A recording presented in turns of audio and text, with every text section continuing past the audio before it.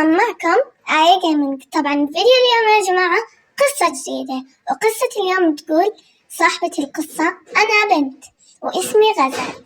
لما كنت بالليل ماسكة التلفون، طبعا يعني ظليت ماسكة التلفون لحديت ما جاء الليل وأهلي ناموا وسابوني وأنا ماسكة التلفون، فصرت أسمع أصوات مخيفة وظليت ما عارفة أنام لحديت ما إجا الصبح.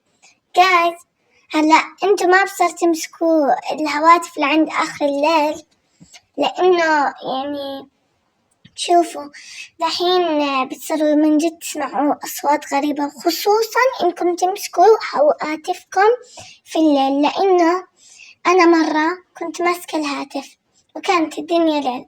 طبعا جايز أنا كنت خايفة مرة وأحاول ألهي نفسي على التلفون بدل ما أحاول أنام، وللأسف ظليتني سهرانة للصبح. لكن طفي جوالي في نص الليل وظليتني سهرة للصبح خايفة ومتجمدة مكاني، لأني كنت زمان أحضر قصص رعب، أفلام رعب مع أهلي، وأنا الوحيدة اللي فيهم أخاف، فكنت أخاف من هذه الأشياء وأسهر للصبح. لكن إذا أنتوا يعني تخافون من شيء مو ضروري تعملوه، الدنيا مو طايرة، أكيد بكرة راح ترجعوا تلعبوا بالهواتف وزي كذا.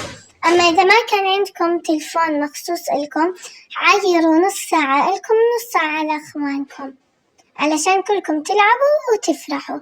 وبس يا حلوين، قصة البنت غزولة انتهت. مع ألف ألف سلامة.